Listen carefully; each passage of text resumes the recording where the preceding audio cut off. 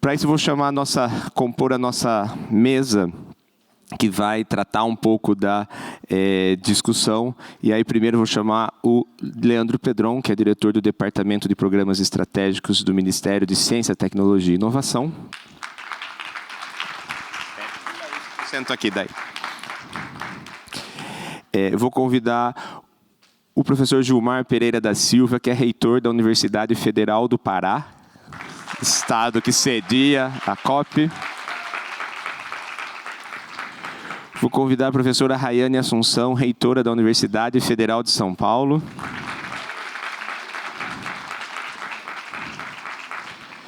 Nós temos, a Marinês não chegou ainda, né? Marinês, você está aqui? Não. Nós temos a enviada especial de Oceano da COP30, que é a professora Marinês Scherer, ela está chegando. Então, nós vamos iniciar, e nós vamos ter a honra de ter uma enviada especial aqui, mas ela chega no decorrer da sessão.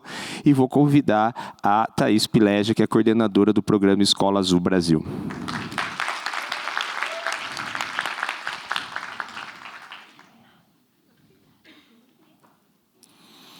Bom, vamos dar para sentar, por favor. E acho que a provocação do diálogo que nós queremos ter nesse momento, né, é a gente pensar, se a gente olhar para a sessão que nos antecedeu, cidades, portos, a gente está falando muitas vezes numa escala que é mais municipal, regional. Quando você pensa como isso se reflete nos diferentes municípios, você vai para o nacional, você vai para o global. Então, assim, essa escala mais local, escala global, ela tem que ser sempre vista. E a COP, né, como a conferência das partes, ela é esse espaço de discussão global e que a gente precisa ter esse olhar. Para iniciar, eu vou convidar o Leandro Pedron, que é diretor do Ministério de Ciência, Tecnologia e Inovação, para fazer trazer para nós um pouco, porque a COP não é o único espaço de diálogo global. A gente tem muitas outras agendas internacionais, nas quais o Brasil tem estado muito envolvido com a questão da ciência oceânica, do oceano, a começar pela própria década do oceano, né, que o Brasil, com muito orgulho, muitas vezes aí, tem ajudado a avançar em muitas das pautas, mas também nós tivemos o G20 ano passado, que, né, teve a criação do grupo de oceano. A gente tem a discussão dos BRICS, né, os países, né, outras redes que estão trazendo. A gente teve a participação na UNOC, agora vem a COP30. Então, eu gostaria, do ponto de vista de governança nacional, né, como, Leandro, você vê essas experiências brasileiras trazendo a ciência oceânica, a cultura oceânica dentro das pautas globais. Obrigado, Ronaldo. Boa tarde a todos e a todas. É um prazer de novo estar aqui nessa mesa. Bom, Ronaldo, acho que você fez uma pergunta e eu tenho que começar dizendo, primeiro agradecendo você e toda a equipe, porque quando a gente fala em cultura oceânica, e eu vou pessoalmente trazer esse agradecimento, acho que a cultura oceânica foi uma ferramenta que me ajudou, que serviu ao seu propósito, me fez entender a conexão com o oceano. Então, se hoje estou sentado numa cadeira com a capacidade de tomar decisão e colocar o oceano em pauta, ela vem que cultura oceânica é uma ferramenta que provou ser correta. Eu entendi minha conexão, entendi a relevância que eu tenho. E isso vai refletir na importância de também ter entrado na importância das ações governamentais. Então, seja para o cenário nacional, seja no cenário internacional. Dando um passo atrás, o que o Ministério de Ciência e Tecnologia está tratando de cultura oceânica? A década da ciência oceânica, coordenada pela COI-Unesco, pela Comissão Oceanográfica Intergovernamental, quem tem um assento para representar o Brasil na COI é o Ministério. Então, o governo brasileiro decidiu, isso é um decreto de 92, se eu não estou enganado. Então, o Ministério já é o assento focal para coordenar a representação do Brasil num sistema de governança global de oceano, que é a COI. Mas quando a gente trata do oceano, e para a relevância do Brasil, ela é uma construção que já vem acontecendo. Então, liderado aqui em Santos pelo Maré de Ciência, a gente tem o reconhecimento da Unesco em cultura oceânica. Então, é algo que dentro do Brasil já era organizado e reflete também para o cenário internacional. Então, quando a gente se falou muito aqui da trilha de Nice a Belém, eu acho que a gente tem que dar um passo atrás. Se temos Nice, é porque teve as outras duas convenções que trataram. Se cultura oceânica foi tratado dentro da primeira UNOC, foi ganhando assento porque a sociedade está engajada. Então, se de novo o Brasil está em relevância no assunto, porque ela não está vindo de cima para baixo, ela veio de baixo para cima até que se tornou uma prioridade governamental. Isso vem porque ela funciona, traz a conexão e traz essa relevância. Então, quando a gente olha, dando um passo atrás até para o G20, o G20 na presidência do Brasil ano passado trouxe um grupo de engajamento de oceano, foi a primeira vez que dentro do G20 trouxe reconhecimento para engajar, ou seja, a sociedade civil organizada teve reconhecimento dentro do fórum com as 20 maiores economias. O que o Oceans 20 trouxe de recomendações refletiu na declaração final dos chefes de Estado. E acho que um ponto que foram vários pontos em comum, mas o primeiro é que os chefes do G20 entenderam e expressaram dessa maneira que o ODS 14 é o menos financiado, então trazendo essa ação em conjunto, e a necessidade também e a pressão para os países ratificarem um acordo BBNJ, que é para a proteção da biodiversidade. Nas margens do G20, Lula conversa com Macron e sai a declaração de Nice a Belém, e eu acho que tem que colocar Nice, Santos, Belém, a gente tem que incluir Santos no meio, trazendo esse mesmo reconhecimento. Então, a ação conjunta de 2 países, e cultura oceânica estava lá. Então, se entrou lá, é porque entrou como prioridade para o governo brasileiro, tem sido ações prioritárias do MCTI, nessa parceria com a Unesco e com a Unifesp, e também foi levado para o BRICS desse ano, tem um grupo específico do BRICS, que é de pesquisa oceânica e polar, cultura oceânica também foi levado, ou seja, o Brasil levando isso para os fóruns internacionais. E quando a gente chega em Nice, a gente tem, no discurso presidencial, o reconhecimento das escolas azuis. Então, Lula fala na Escola Azul. Lula traz o reconhecimento da importância das ações de educação para a sustentabilidade. Então, ele traz cultura oceânica como ação prioritária para a educação, coloca isso como prioridade nacional. Isso só vem porque também em abril, um pouquinho antes, teve um evento em Brasília, onde a ministra de Ciência e Tecnologia e o Ministério de Educação firmam uma parceria, protocolo de intenções, para tomar uma decisão política de fazer todo o engajamento necessário para incluir no currículo escolar cultura oceânica. Então, o que eu falei no começo parece um pouco sem nexo, mas quando a gente pensa nessa loucura por que para o cenário nacional virou uma prioridade? Porque tem gente como o Ronaldo, como toda a equipe da Unifesp, como toda a Maré de Ciência, como comunidade acadêmica engajada, que levou isso para frente, veio conduzindo antes de tornar, que veio de baixo para cima. Então, agora, tenta-se vir de cima para baixo para estender as ações como uma política governamental. Isso leva o Brasil para um lugar de relevância no cenário internacional, nessa ação enquanto Estado, tomar a ação de ter isso como prioridade. Então, a gente vai conduzindo e pensa em chegar até Belém. A gente conseguiu, no movimento articulado, ter o Dia do Oceano na primeira semana. Talvez eu esteja queimando aqui o que a Marinês vai comentar depois, mas o movimento engajado de manter o oceano na pauta, manter o oceano na discussão. Quando a gente olha para o histórico das COPs, o oceano demorou muito para ser citado na declaração final das negociações. A primeira vez citado foi em 2019, é muito recente, e só na COP em Dubai, em 2023, é que começa a aparecer nas NDCs, nos compromissos nacionalmente determinados.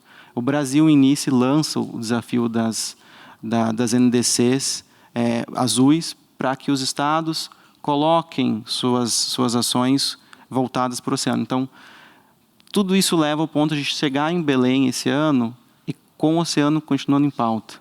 E eu acho que não deve, quando de novo a gente fala de Nice a Belém, tem que ser Nice, Santos e Belém, e também depois, qual a próxima COP, como nós vamos continuar a discutir a necessidade de ações oceânicas, ela tem que ser contínua.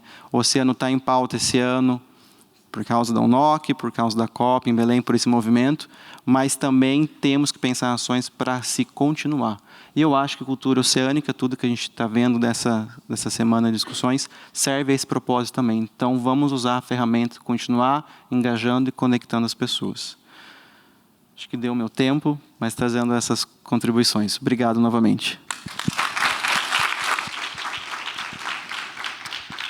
Obrigado, Leandro, por trazer essas explicações. Eu acho que para todo mundo que está aqui, claro, particularmente para os participantes da escola avançada, o objetivo desses 2 dias está sendo entender essa governança geral, entender que não é simples, não é fácil, o como as questões chegam nas agendas, enquanto muitas vezes para nós no chão, fazendo as ações, elas podem parecer coisas distantes. Sem isso, você não tem respaldo para fazer o que faz. Então, a gente precisa dar atenção a esse processo.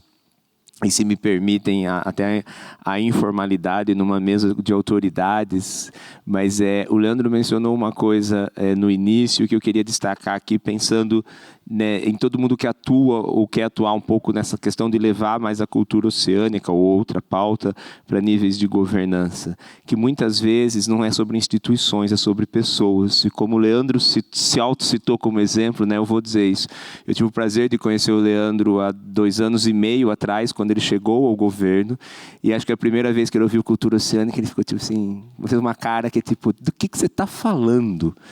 E hoje ele lidera globalmente representando o Brasil e defendendo a pauta como um todo. Então, muitas vezes é sobre a gente reconhecer que as pessoas na tomada de decisão, elas são as primeiras que precisam ser ocean literated, as primeiras que precisam ter o domínio da pauta, e aí eles vão exercer a função deles. E o Leandro, acho que é um grande exemplo hoje, eu digo isso em nome da comunidade internacional, que houve a Disgliteiro, pesquisadora que estava aqui, a primeira vez que conheceu o Leandro, ela me procurou e falou assim, o que é isso? Né? Ele falou, nunca vi alguém de um ministério falar com tanta propriedade da pauta. Então, obrigado, Leandro, parabéns. Mas é esse exemplo de que nós temos que trabalhar com pessoas, né, que vão.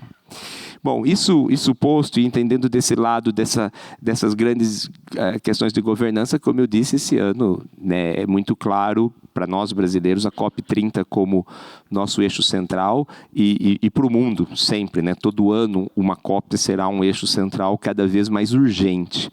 E COP30 em Belém, no Pará, no norte do país, né? Aquele dia que a gente viu o mapa do Brasil, para quem é de fora, lá longe, professor Gilmar, quando alguns dos colegas de fora, quando chegaram aqui, comentaram assim, puxa, eu achei que eu ia ver a Amazônia. Eu falei, não, acho que você ainda não entendeu a distanciazinha do nosso país, né? Aqui em Santos, não vai chegar muito perto da Amazônia, então a gente trabalhou ali um pouco o mapa, mas nós temos a honra de ter aqui conosco, né, o reitor Gilmar Pereira da Silva, ele é da Universidade Federal do Pará, que, né, o campus ali de Belém, que cidade sede da COP, e o professor Gilmar está liderando, então, né, junto das universidades, o movimento Ciência e Vozes da Amazônia, né, para trazer um pouco dessa ciência, dessas vozes, desses múltiplos conhecimentos, e eu gostaria de convidá-lo para falar um pouco desse processo. Para o lado. Obrigado, Ronaldo. Boa tarde a todas as pessoas aqui presentes. Eu queria começar essa fala agradecendo minha colega querida, reitora Rayane, da Unifesp, com quem a gente vem dialogando permanentemente na nossa associação, né? A gente se reúne pelo menos uma vez por mês, né? Então, pelo menos uma vez por mês, a gente se encontra para falar das nossas dores, né? De gerir uma universidade no Brasil, que não é uma coisa muito simples, né? Saudar o Ministério da Cultura, Mariane, né? Thaís, né? E saudar a todos vocês e dizer da alegria de poder conversar com vocês. Eu vou falar sobre a COP, mas eu pensei em falar de 3 pontos que eu acho que é importante para que a gente compreenda como é que a Amazônia, né, que vocês precisam conhecer, né? Eu quero falar de água, né? Vou falar um pouco da Universidade Federal do Pará e vou falar um pouquinho do Ciências e Vozes para situar a questão da COP, né? E, muito rapidamente, a água para nós da Amazônia é tudo, né? Porque a água serve para beber, a água serve para a gente navegar. Grande parte das cidades são ribeirinhas e as pessoas precisam navegar nessas águas, né? Tem uma coisa muito bacana, quando vocês forem à Amazônia, é que muitos dos nossos rios têm maré.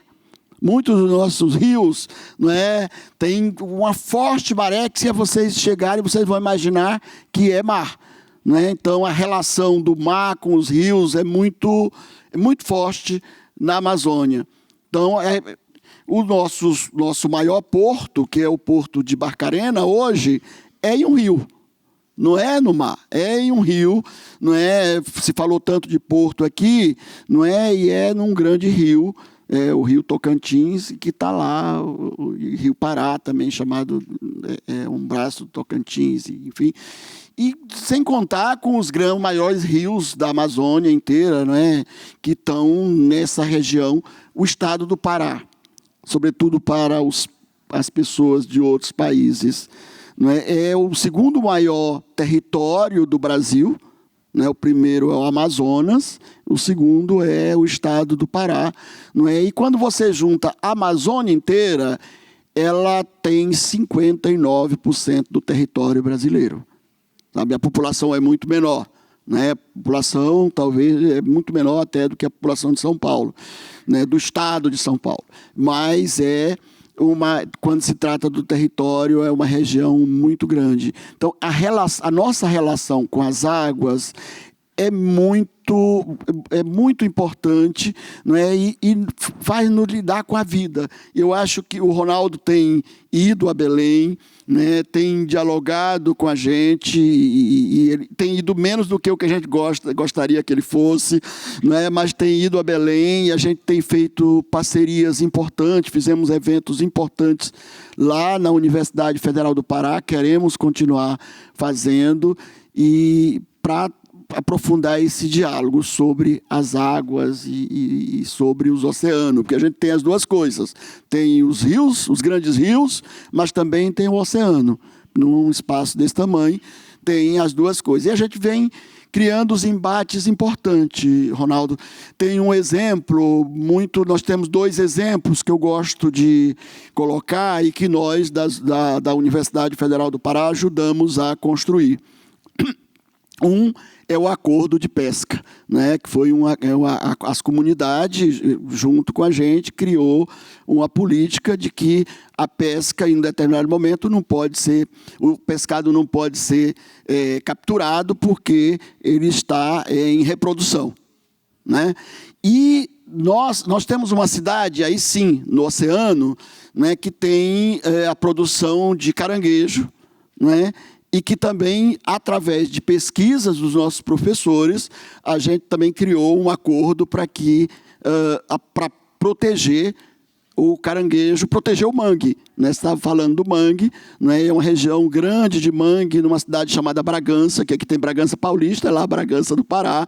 Então, tem uma experiência muito importante nesse sentido. Feito esses exemplos, falar um pouco da nossa universidade. A Universidade Federal do Pará é uma grande universidade para os padrões brasileiros. Né? Nós temos 53 mil alunos, é a segunda maior universidade federal do Brasil, a primeira é a UFRJ, né, com 60 mil, né? E nós somos a segunda maior universidade federal do Brasil com esse número. Mas nós temos uma dinâmica que é muito complexa e diferenciada, porque nós somos uma universidade multicamp, que é o que é aqui também a Unifesp, né? Só que a nossa multicampia é muito complexa, né? Nós temos um campus, aqui tem estrangeiro, então eu vou dizer o número, o valor, a quantidade de quilômetros certo, né? Quando é só nós aqui, eu digo em torno de 1.000 quilômetros. Mas nós temos um campus numa cidade chamada Altamira, no Pará, que já foi considerado o maior município em território do Brasil, que a distância de Belém, na sede onde fica o reitor, é de 900 quilômetros. Quando eu estou falando no cotidiano, eu arredondo esse número de que é 1.000, mas é 900 quilômetros, 870, 900 quilômetros. Então, é um campus com essa distância. Mas esse não é o problema mais complexo. O problema mais complexo, por conta das águas, por conta dos oceanos, é no Marajó. Eu tenho um campus na Ilha do Marajó, numa cidade chamada Breves, que é muito menos quilômetros, muito mais perto, mas que a gente para chegar tem que passar uma noite inteira dentro do barco, não é? E tem que ir no dia que tem o barco, porque tem dia que não tem o barco, não tem de dia, só tem à noite, a gente tem que passar a noite inteira. Então, é desse lugar.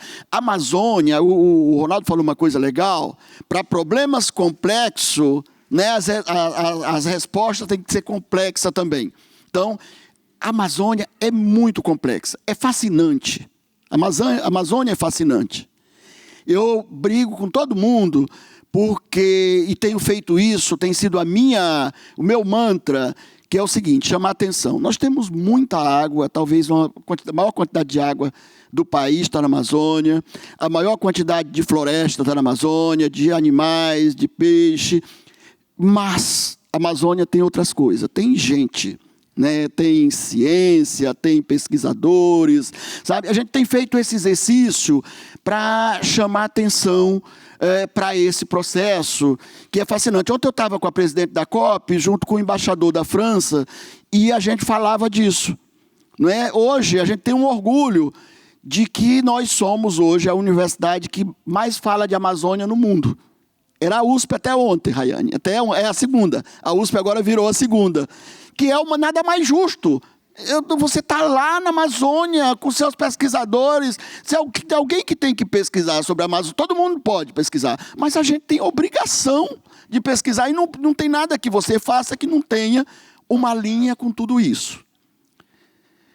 E vou entrar no Ciências e Vozes, porque senão eu vou longe, né? Nós criamos, quando começou essa história de COP, a gente começou a brigar, e aí não era brigar para ter os cientistas só da Amazônia. A nossa briga, e a minha em particular, Ronaldo e no meu companheiro aqui da Ciência e Tecnologia, eu dizia sempre, e disse isso para todas as pessoas. Primeiro foi criada uma secretaria da COP, não é? O Walter, que era o secretário da COP, eu fui 2 vezes atrás dele, fiz uma reunião, ele tem um gabinete no Palácio do Planalto, fui lá para dizer para ele: olha, COP sem ciência não tem sentido. Fazer uma COP na Amazônia, onde nós, das universidades, somos as pessoas que fazem ciência, se a gente não tiver, não tem sentido. E fiz a maior briga. O embaixador Corrêa do Lago tomou posse numa semana. A gente criou o maior barulho, ele fez uma reunião comigo com 2 semanas. Eu disse para ele e parabenizei, porque ele é de uma generosidade. Com 2 semanas, ele fez uma reunião online comigo, dentro de um carro, né? E eu disse a ele: embaixador, mostrei a universidade, falei da ciência, e ele disse: nós temos total acordo nisso. E tem comprovado isso, né? A semana passada, atrasada, nós estivemos em Manaus, num evento que foi, para mim, um coroamento. Eu disse para ele riu, que ele tirou o meu discurso, né? O meu discurso negativo com relação à visão que se tem da ciência. Porque fizemos um evento com um cientista da Amazônia. E ele foi lá a ministra Luciana Santos, foi lá o ministro da Secretaria-Geral da Presidência da República, foi lá a primeira-dama, e receberam uma carta dos amazônicos. Eu estava conversando com a professora Rayane, nossa reitora, que agora nós temos outra tarefa, que é ter uma carta da Andifes. Porque como a COP não é da Amazônia, não é do Brasil, é do planeta, eu acho que nós, Andifes, temos que entregar uma carta, inclusive incluindo todas essas coisas, não é? E nesse processo, a gente criou esse grupo, esse mote, que é o Ciências e Vozes na Amazônia, que tem sido muito interessante, né? Que nomeei um grupo de cientistas que são responsáveis pela COP na universidade, e a gente estruturou eventos muito bons. Um desses eventos, o presidente da Andifes que foi em fevereiro, não é? O primeiro evento que nós lançamos, Ciências e Vozes, que deu mais de 2.000 pessoas, então foi um evento muito importante, mobilizou muita gente. Fizemos outro agora em julho, né, em que teve a CEO da COP, a Ana Toni, que é uma mulher muito interessante, fez uma fala muito legal, e culminou com esse evento de Manaus, que eu acho que é importante. Uma coisa que a gente tem dito, e eu gostei muito da reflexão do embaixador, a COP já está acontecendo. O que nós estamos fazendo, pessoal, aqui é em relação à COP. Não é? Por que a gente chama sujeito que vai falar de COP? Porque aqui também a gente está discutindo e refletindo sobre a COP. Então, tem eventos diariamente em quase todas as universidades brasileiras, em quase todos os ICTs, tem evento quase todo dia, falando dos problemas do Brasil, da COP, refletindo, chamando essa questão climática, que a gente coloca com tanta profundidade, mas eu acho que nós das universidades falamos disso melhor, porque a gente chama atenção que só tem sentido falar de clima se falar de direitos humanos, se falar de educação, se falar de saúde, se falar de moradia digna, se falar de resiliência, de adaptação nas cidades, sabe? Então, a nossa leitura de realidade, porque a gente vive isso a cada dia, não é? Nós vamos, para encerrar, porque eu estou preocupado com a fala que é curta, mas uma coisa que a gente tem trabalhado é que nós vamos, durante a COP, uma das nossas tarefas é envolver a ciência e os movimentos populares, sociais, empresários e a comunidade dentro da universidade para a gente discutir isso que o Ronaldo está fazendo aqui. O Ronaldo está fazendo isso, né? Está botando aqui empresário, está botando aqui secretários, está botando aqui a comunidade. A nossa ideia é fazer isso, e a gente tem chamado atenção para uma coisa. A ciência é muito importante, mas ela só tem sentido se ela tratar os outros saberes de forma horizontal, sabe? Não tem como a gente avançar em transformações tratando essa questão de forma vertical, como a gente sempre tratou, né? A gente sempre pensou na ciência como espaço de elite. A gente tem mudado isso. Os governos, dos governos Lula para cá, a gente mudou isso porque a gente começou a botar pobre nas universidades. As universidades no Brasil não tinham pobre. Elas começaram a ter pobres, não é? Pretos, indígenas, quilombolas, ribeirinhos, extrativistas, do começo desse século para cá. Finalzinho do século passado para o começo desse século.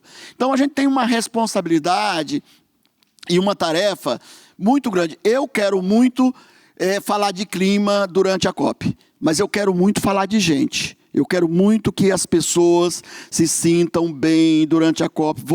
Vou trabalhar para isso. A gente conseguiu um espaço, por muita luta, não é? Conseguimos ter um espaço na Zona Azul. Vamos fazer um stand, estamos trabalhando para fazer um stand para circular lá, que com certeza vamos dialogar, porque o pessoal da Unifesp vai ter um espaço na Zona Verde, e a gente vai poder fazer evento na Zona Verde, na Zona Azul e na universidade, que vai ter muita estrutura para fazer, e espero que a gente faça isso muito junto. Gente, muito obrigado, desculpa que eu exagerei no tempo aqui. Obrigado.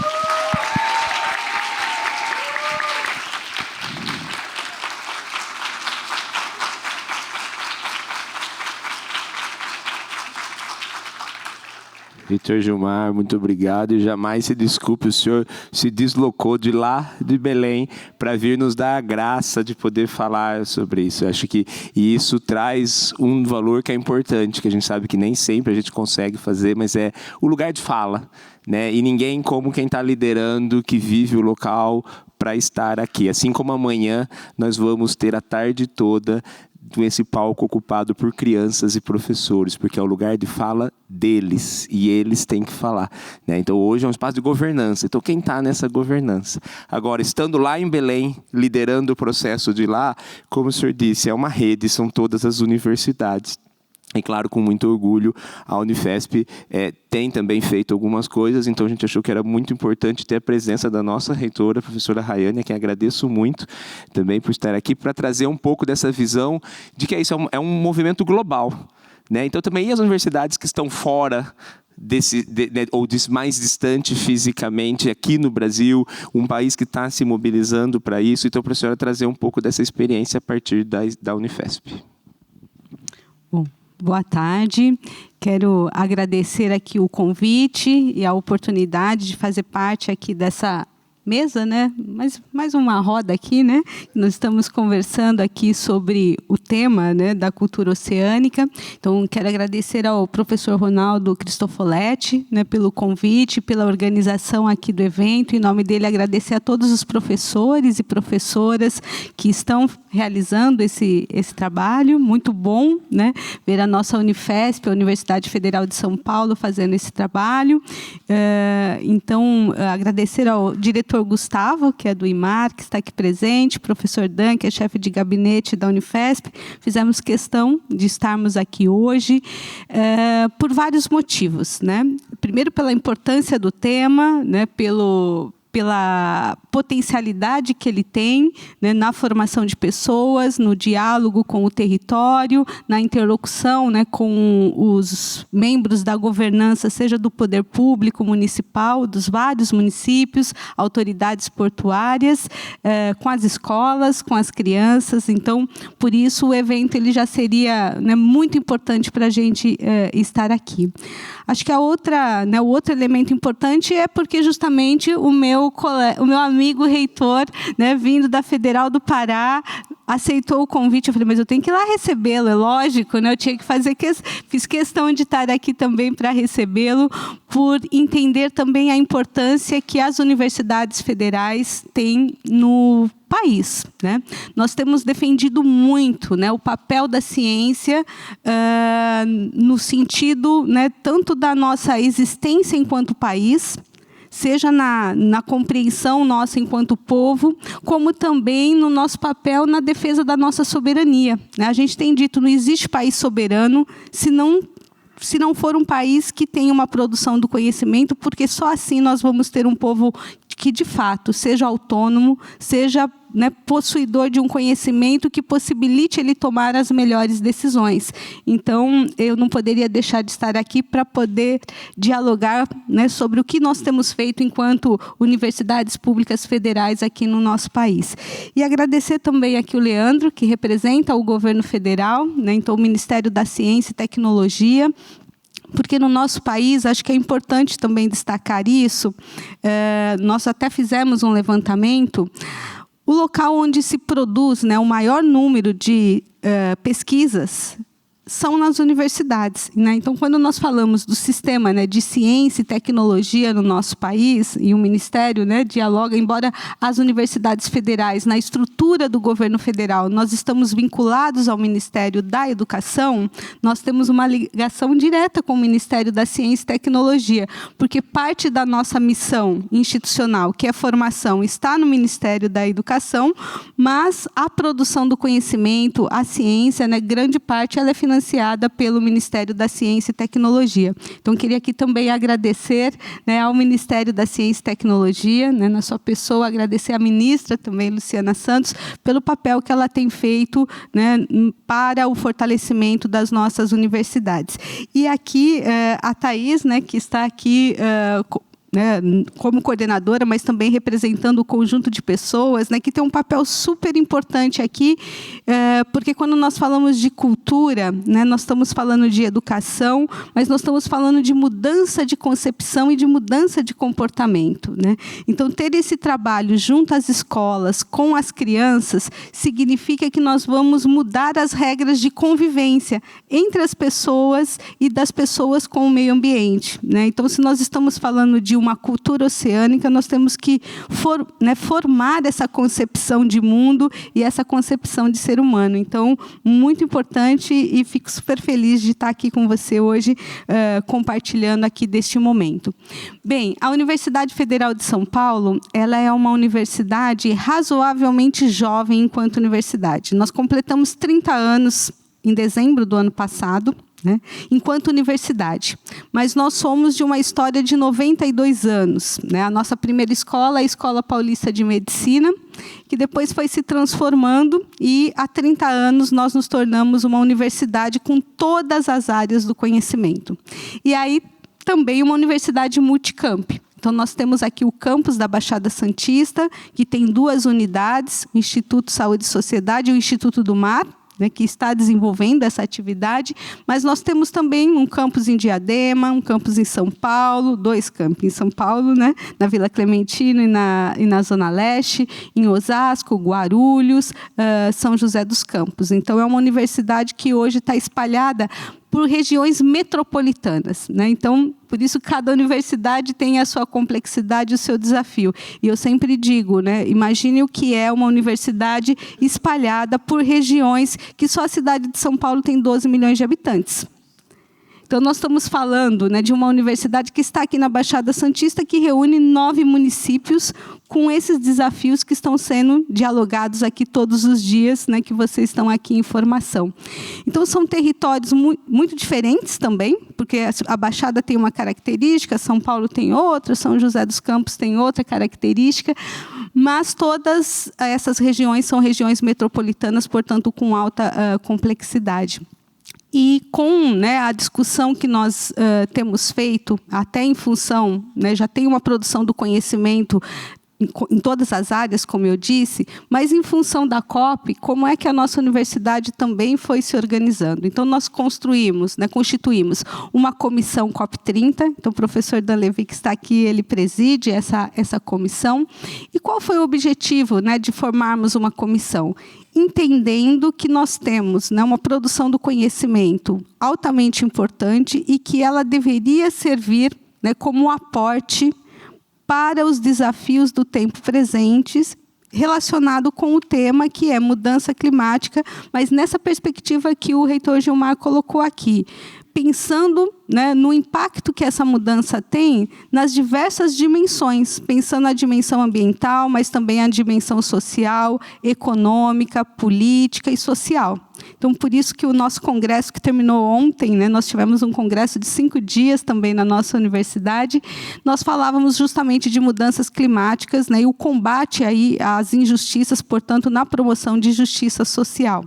Então, a nossa comissão ela foi, né, constituída com o objetivo de fazer aí uma série de eventos que pudesse congregar pesquisadores, professores e também convocar os estudantes para estarem nesses debates em relação a esse tema, pensando, né, justamente nessa abordagem que é o que é que a mudança, né, o que a mudança climática, né, está causando nessas múltiplas dimensões e como é que as várias áreas do conhecimento podem contribuir com isso, né? Então, aí nós temos pesquisas que estão desde daquilo que é a discussão mais básica, né, sobre, mais básica não, é mais comum, né, sobre o clima, né, a temperatura, impacto, né, a percepção que nós estamos tendo sobre chuva, território, como também a gente tem discutido, né, o que foi colocado aqui, algo que estruturalmente está na nossa sociedade, que é como é que essas mudanças impactam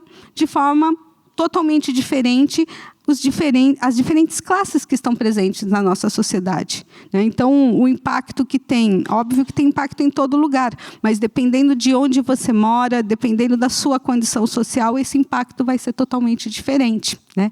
E como é que nós, né, vamos dando respostas para isso, também considerando o interesse que o próprio capital tem. Então, quais são as medidas, porque nós também vamos ter que fazer esse ajuste, né, com o que nós chamamos, né, porque sistema produtivo é tudo, nós também nos entendemos fazendo parte do sistema produtivo, né?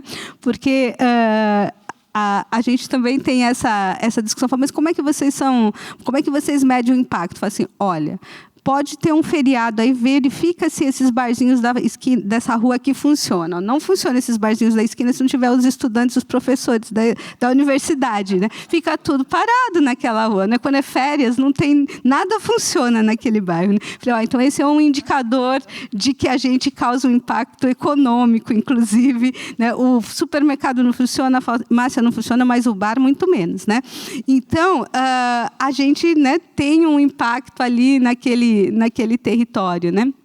E então a gente tem, né, feito essa discussão, formamos essa comissão, trazendo os vários estudos, as várias pesquisas, na perspectiva da gente poder, de fato, né, apresentar um aporte, né, para as autoridades, porque isso também tem sido importante para nós, que é fazer uma discussão do que significa uma COP também. Porque o que significa o Brasil receber a COP30, né? O governo brasileiro disputou a vinda para cá, então é chamar a atenção do mundo para as nossas questões, né? Mas não é também só para trazer um conhecimento importado aqui, né? Como é que nós também mostramos que nós produzimos conhecimento, temos ciência aqui desenvolvida, que pode, né, contribuir, né, de forma muito concreta para esses desafios que estão colocados. Então, por isso que eu também agradeço ao reitor Gilmar, porque, de fato, ele é o reitor do território onde ocorrerá a COP, mas tem sido um grande articulador, de forma que nós possamos nos colocar enquanto instituições produtoras de conhecimento e com espaço na COP, porque é isso, como é um espaço de discussão entre autoridades, a nossa grande questão é como é que nós vamos, de fato, conseguir incidir sobre essas decisões. Então, esse processo preparatório, com comissões, com estudos, com elaboração de relatórios, com entrega de documentos e uma articulação em rede das nossas universidades, com a colaboração dos ministérios também, que conhecem, que estão conosco nessa construção, nós entendemos que nós vamos poder trazer uma contribuição muito concreta para os desafios que estão colocados na COP, mas também aproveitando essa oportunidade para nos colocarmos como instituições produtoras de conhecimento e de um conhecimento, né, que eu também queria reforçar esse aspecto que o reitor Gilmar colocou, que é de uma universidade que hoje constrói conhecimento dialogando com as pessoas que vivem esse desafio. Então, aqui vocês estão vivendo dias de formação em que as pessoas que estão vivendo nesses territórios, né, seja a população, seja o gestor público, né, que está ali como secretário, os que estão, né, nos assentos de governança, prefeitos, estão, né, interagindo e debatendo esses pontos também, porque é fundamental que a ciência esteja intrinsecamente, né, relacionada com esses atores, com os sujeitos que vivenciam esses desafios. Então, nós entendemos também que nós temos uma contribuição para mostrar que a ciência, ela tem o papel e deve ser desenvolvida de uma forma muito intrínseca e concreta com as pessoas que vivem esses desafios. Portanto, é uma forma de produzir ciência muito da América Latina, muito brasileira e que nós queremos também aportar como contribuição nessa COP30. Então, conte conosco, reitor Gilmar, estaremos juntos nessa COP e agradeço ao professor Cristofoletti por essa oportunidade.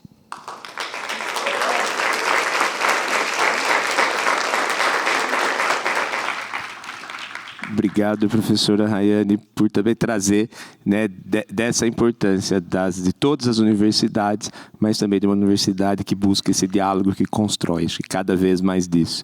E acho que quando a senhora começou, a senhora até colocou um ponto que é muito importante. Eu gosto dos simbolismos. Todo mundo pode ver que hoje eu estou moderando o dia, né, a maior parte, e eu estava moderando de lá. E eu vim sentar aqui porque essa não é uma mesa, essa é uma roda de conversa. E a senhora trouxe isso na sua fala. Porque tem um ponto importante, que nós estamos falando de COP, de educação, de ciência, então os espaços até então representados. Eu vou pedir para a Thaís aguardar um pouco, porque ela já vai vir já, mas tem mais fala nesse meio de caminho desta roda, porque são muitas juventudes, e nós temos muitas delas representadas nesta sala, né? E não cabe nem todo mundo no palco, ele é quase o contrário, o palco hoje está aí. E eu gostaria de convidar 2 a 3 pessoas que quisessem brevemente trazer como isso, não é uma pergunta para a mesa, mas é como está a sua perspectiva do seu país, do seu lugar, em relação a essa construção para a COP. Temos alguém que gostaria de trazer da sua história, da sua perspectiva, da sua realidade? Isso foi uma mão levantada ou foi uma mão levantada? Eu estava na dúvida.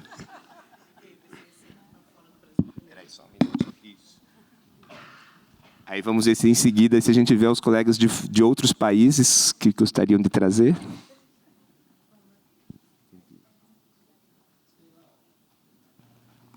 Boa tarde a todos. Meu nome é Nayana Cordeiro e eu queria saber a posição de vocês, como que a juventude, de modo geral, brasileira pode estar presente, de fato, na COP30, engajando, de fato, na COP30 e, para além da COP30, em outros espaços de governança também. Eu sou do Rio de Janeiro, representante ambiental e Sustainable Ocean Alliance Brasil também. Obrigado. Eu vou só pedir para a gente segurar a pergunta, que a gente vai ter uma rodada depois, mas eu queria ver se a gente tem algum relato de preparação para a COP também. Aí a gente e também, com um relato também relacionado à preparação para a COP, início na Conferência do Oceano, a gente se juntou, né, enquanto diversos coletivos jovens, para poder lançar uma coalizão de juventudes brasileiras para estar, de fato, ocupando esses espaços, não só na COP e além, né? Por isso que veio essa pergunta também. Obrigado. Amy. Thank you. Hello. I'm Amy, and I'm going to talk about my perspective. Amy, sorry, are you into 1 minute? Eu vou pedir só, por favor. Sorry, Amy, not all the speakers have the phone, so I ask the team, please, to bring the phone for us. Okay. And then I will just ask you to wait a little bit. Okay, it's okay. So we make sure everyone can get correctly your point. Okay.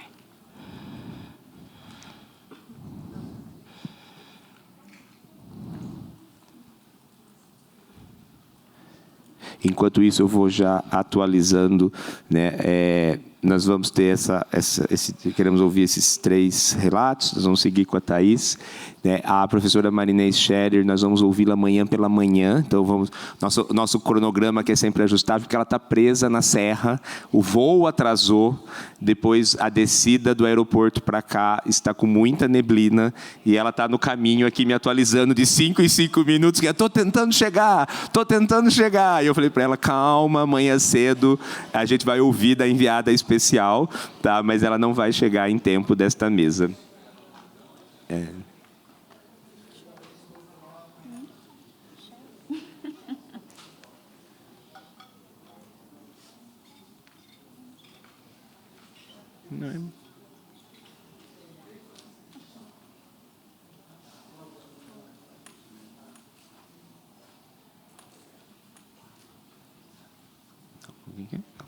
Okay, Amy, thank you.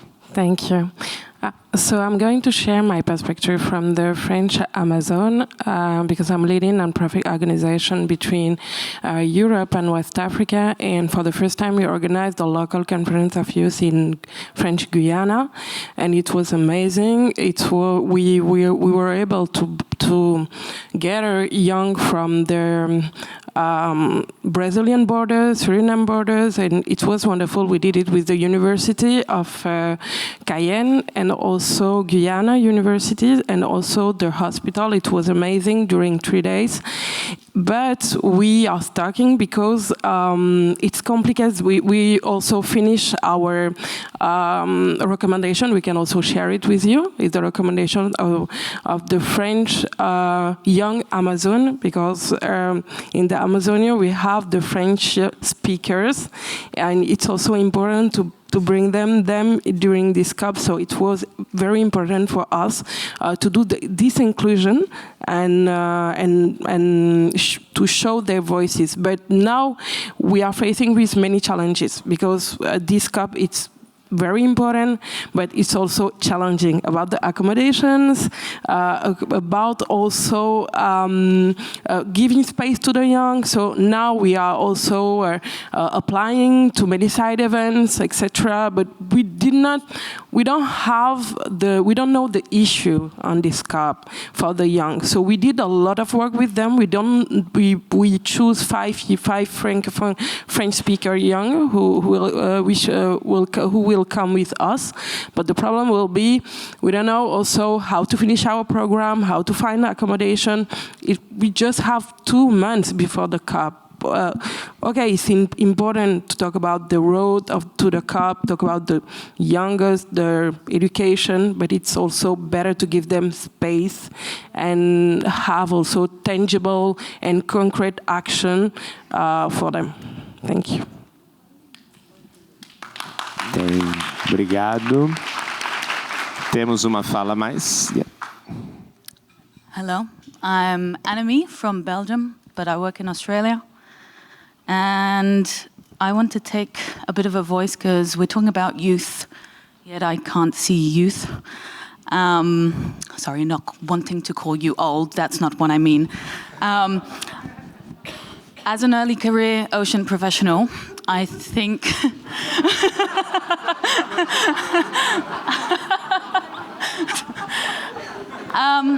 I think there is, I don't think I'm speaking alone in this, but as an early career ocean professional, our voice is not often heard, our credibility is often questioned, and there's a lot of resentment from the young generation, from panels like this, from politics, from academia. We have a massive pressure. We are always told, it's your problem to solve.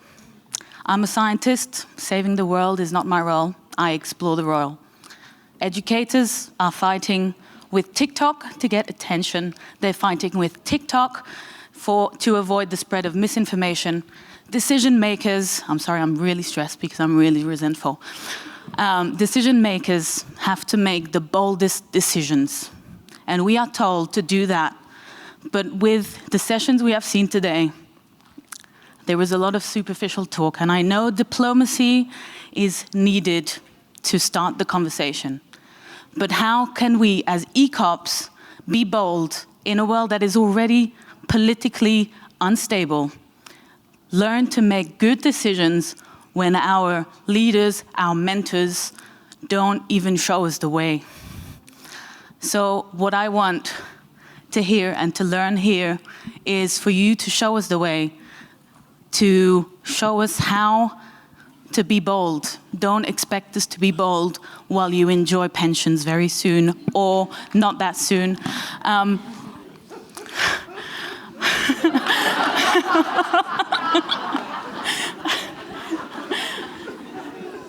So in a panel that talks about science, education, and youth, and I don't see youth on the panel, the resentment is still there.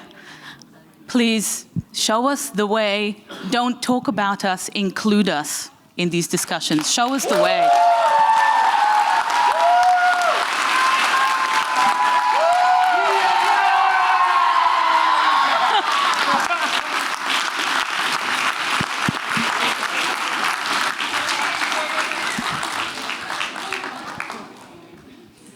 Obrigado, Annemie. So, okay, one more there, then we, yeah. Yeah, thank you so much. Can you hear me all? So I'm just not gonna, I concur what Annemie said, but I'm gonna go to a different part of it. I'm Othman from Morocco. My country, well, organized 2 COPs, and I never been to one. It's the 30th version and never been to one, yet I work with people who participate. My country, last COP, had the most scandalous thing of being the second, because I think not the last one, the one previous. That one is in Emirates. It had the 3rd most participant, yet nobody of them went to any session. They went just for touristic things. And it feels to me like sometimes when we put when we don't get the right people to the right place, and then it's like accommodation is really difficult to get, and then you find like a hotel full of people that just went there for the travel and for the, I would say, the coupons and for lunch and for buying gifts and coming back home. And the people who did the good work are trying to advance for the science, are trying to add something more, are left home. And I also don't know if you feel my resentment about keeping this going, because it feels like we're on the 30th COP. It just feels like it's a festival of each year doing it again and again and again. And we're just doing the same thing again. And about like each continent should do a COP and let's go. It's like you already organized the World Cup for like each 4 years and it's a festival. a COP should be also done when it should be done. Not every year in a different continent. Everybody flew to Brazil. Imagine the carbon footprint of that. Everybody's gonna put waste in Brazil. Are you ready for a lot of waste from a lot of people? And are you planning for that? It's like each year we're doing this. Each year we're maybe not wasting money, but not investing money in the right place. Are we on the 30th version of it, still didn't get the hang of it, that it's not working? Should we reach the 100th version to say, maybe we're gonna do something different?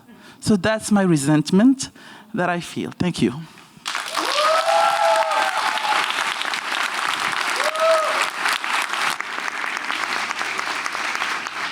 Obrigado, Othman também.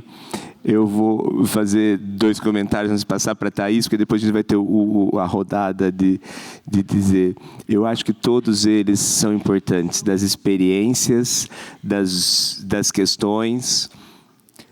Algumas, quando a gente acordou no primeiro dia, nem sempre a gente vai essencialmente concordar. Eu já fui um dos críticos, por exemplo, da questão do quanto de gás carbônico a gente gasta para uma COP. E se a gente não gastar? Então, nós vamos resolver o problema? Então, talvez tenha uma questão que é essa emissão de gás carbônico que está causando o problema do mundo? Ou essa é a dor que a gente tem que ter para tentar salvar algo? O quanto as COPs podem ser mais efetivas, eu acho que é algo. E aí vem a questão da inclusão. Eu total entendo o que você falou, mas como eu disse, para mim esse é um lado diferente dessa mesa. Ela não é que está faltando uma voz, ela tem 100, né? E por isso num sistema de roda, né, da gente ouvir. Aliás, e por isso um investimento de ter 100 vozes ao longo de 15 dias para que seja construído. Talvez várias das coisas, para ser forte, para ser bold, também a gente pensar nesse tempo que a gente precisa e olhar por outras estratégias. Isso não sei se é a resposta certa ou não. Com isso, era só o caminho que eu queria construir para fazer o chamado da Thaís. Porque como o programa Escola Azul, a gente se debruçou muito sobre todos os pontos que as falas vieram. Que é,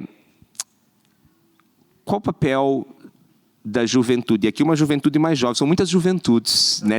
Só aqui nós são muitas juventudes, são muitos tempos de juventude. E muitas vezes eu vejo essa juventude dos ECOPs também se esquecendo que tem uma juventude abaixo de vocês. E o nosso foco foi, e a juventude que está abaixo de vocês? Como, né, o mais nova que vocês, porque também é uma juventude. E esse olhar. E aí veio uma proposta, que acho que obviamente é a Thaís que vai explicar aí, mas que veio com uma outra dúvida, que vai do gás carbônico, que vai do lugar, que vai do espaço para estar. Tudo que vocês trouxeram, super interessante. A gente não combinou que tem que todo mundo estar na COP para fazer a diferença sobre a COP? Se estar na COP, se a diferença sobre a COP que a gente... Porque assim, uma dúvida, quem é que já foi a uma COP do clima? Nesta sala. Levanta forte, porque senão eu não vejo. Nós temos 10, 15 pessoas ao máximo nessa sala que foram a uma COP. O espaço de discussão e tomada de decisão da COP, quem aqui já entrou ou já não viu? Quem aqui já contribuiu efetivamente na tomada da decisão? Ninguém. E ninguém que for vai contribuir. Qual é o ponto? Algumas pessoas... E aí ele se liga com a fala do Othman. Desculpa que eu tomei aqui a fala, mas eu quero aproveitar esse momento. Algumas pessoas são aquelas que estão no espaço de decisão da COP. Todo o resto ao redor... A minha Siri quer participar da conversa também. As demais diálogos, pessoas e conversas, elas fazem diálogos, forças, para tentar influenciar quem está lá dentro tomando a decisão e votando. E isso nem sempre precisa acontecer naquele local. Então a gente tentou olhar isso de uma outra estratégia. Como mobilizar uma sociedade que não vai para Belém, porque não pode, porque não cabe, porque é muito gás carbônico e lixo, para fazer. E aí eu vou convidar a Thaís para trazer um pouco do que ela criou nesse processo. Bem, boa tarde. É um prazer fazer parte dessa mesa aqui com a reitora, o reitor, Leandro, e agradecer pela oportunidade de falar um pouco de como a Escola Azul, né, é um programa no qual eu sou completamente apaixonada, porque eu acho que é onde a gente quer uma mudança, é onde a gente vai conseguir na educação. É quando a gente traz a problemática para a criança, para ela entender, para ela se sentir pertencente. Então, a ideia, sabendo da grandiosidade que é e da importância que é a conferência, de que maneira essas crianças, esses jovens que estão na escola, podem entender o que está acontecendo. Porque é muito longe da realidade da escola. Muitos professores não sabem o que é a COP, como que acontece. Então, a gente pensou, né, em criar um desafio para que as crianças e jovens entendessem e pudessem perceber a importância dessa conferência e de que maneira as decisões dessa conferência vão atingir no seu território, no seu local. Então, a gente criou um desafio que chama Minha Escola é uma Central de Informação sobre a COP, no qual a gente vai dar ferramentas, para as escolas trabalharem as questões para que eles possam se tornar uma central de informação. Então, o desafio consiste em 10 passos divididos em 3 fases, como um jogo. Então, em cada fase, a criança, o jovem, é convidado a uma fase. Então, a primeira fase é entendendo o cenário. Então, a primeira fase, o que é a COP? Né? O que é discutido lá? Então, entender a COP. Entender o que é cultura oceânica, entender o que é mudança climática. E entender no meu local. De que maneira esse meu local aqui, o que está sendo discutido lá, será que tem alguma coisa que está acontecendo aqui que pode ser conversado lá? Então, é a primeira fase.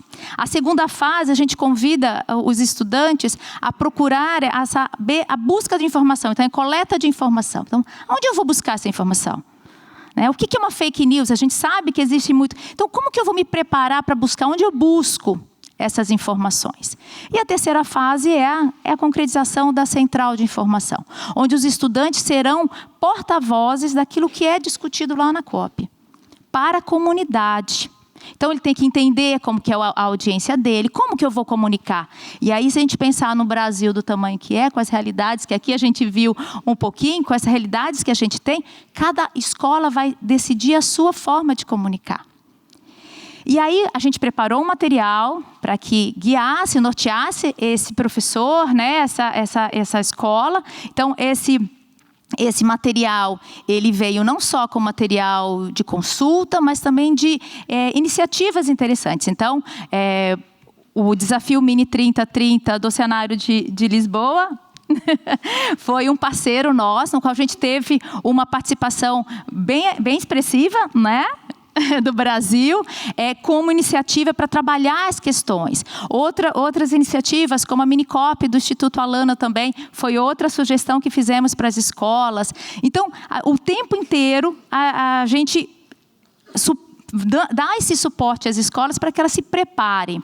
E o final, né, quando essa central tiver constituída, o que a gente busca, né, Ronaldo, é que a gente consiga que essas crianças, que essas escolas possam conversar. A gente está trabalhando a parceria com a Rede Global de Escolas Azuis, para que as crianças e os jovens conversem com jovens de países que fazem parte da Rede Global e conte através delas. Então, a ideia é fazer com que a COP ela seja acessível à criança, ao jovem, que eles entendam o que está acontecendo. O que é essa tal de COP que está rolando? Né? E a ideia é que isso não é estanque. Acabou a COP, acabou o programa, acabou o desafio. É um pouco com o que o Leandro falou, da continuidade. Então, tá bom, o que a gente aprendeu? Né? E aí, o ano que vem, o nosso próximo desafio para as escolas azuis é, tá bom, e agora? O que a gente pode fazer com tudo isso que a gente aprendeu? Então, ter uma continuidade é o plano 2, porque a gente acha que foi um investimento pessoal, está sendo, hoje a gente, só para vocês terem uma ideia, são mais de 19 mil estudantes participando desse desafio.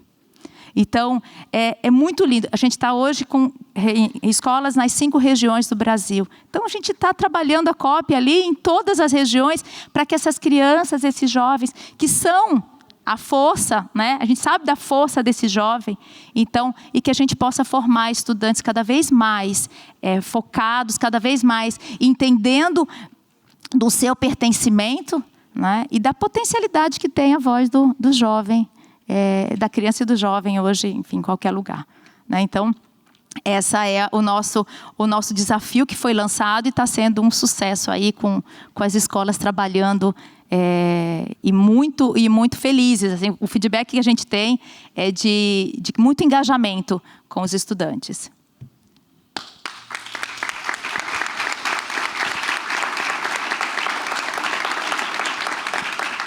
Obrigado também, Thaís, e a todos os que falaram. Acho que eu iria para a nossa segunda rodada final, aquela mais curta, mas que seria a reação às perguntas. Mas eu acho que assim como já veio nas falas, mas pelo Mentimeter, que agora está vendo aqui, acho que a massiva maioria delas, elas vêm para um lado que é como incluir mais, fortalecer as vozes dos jovens nas suas diferentes juventudes. Então, assim, acho que eu pediria uma fala final de todos os membros da mesa, que é isso, assim, como garantir a voz da juventude, como efetivamente incluí-las, seja na questão espacial. Tem uma pergunta que fala do multicampus da Federal do Pará, como isso seria abordado. Tem perguntas que abordam isso no sentido do Brasil e do mundo, mas acho que todas pegam realmente, assim, efetivamente, como a voz da juventude pode fazer parte da tomada de decisão. Vamos começar, reitor Gilmar? Ok. Primeiramente, é um esforço danado para continuar sendo jovem, né? E lidando com vocês todos. Eu faço isso todo dia, né? Lidar com 50 mil meninos e meninas, cada um pensando ao seu modo, e é muito bom também. A gente aprende muito. Esse questionamento de vocês, ele é muito legal, porque vocês não imaginam, eu acho que a Rayane e o próprio Ronaldo aqui somos de uma geração de transição, né?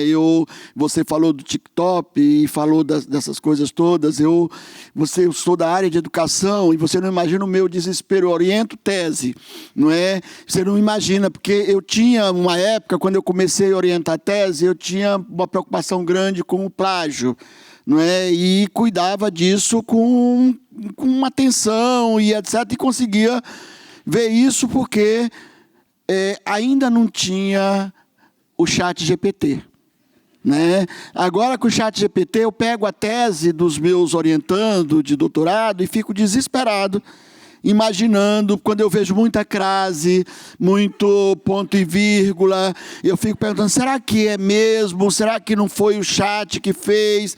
Sabe? Então, a gente vive nesse mundo e a gente precisa aprender a lidar com esse mundo, sabe? O desespero, eu sou de um tempo que quem fazia doutorado tinha que ter uma biblioteca e ler não sei quantos livros, não é?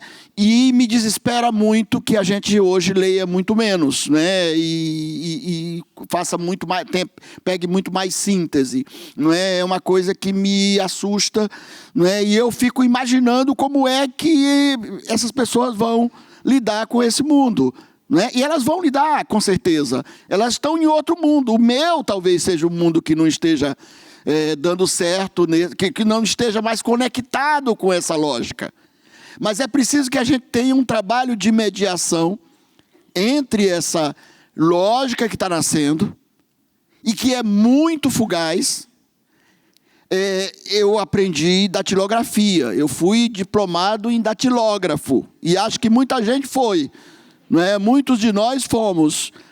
E da datilografia, para a gente chegar no computador, foi 30, 40 anos, gente.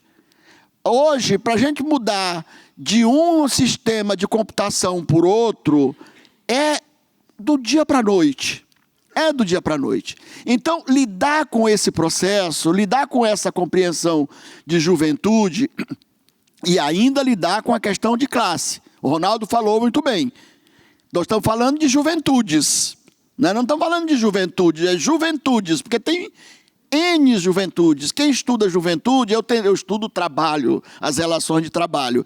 E eu, quando vou estudar a questão do jovem no trabalho, a gente vê que é muito diferente. Os jovens pobres, dos jovens ricos, jovens indígenas, dos jovens quilombola, sabe? Então, há uma diferença muito grande que a gente precisa lidar e ver como é que a gente, que tipo de juventude a gente quer falar.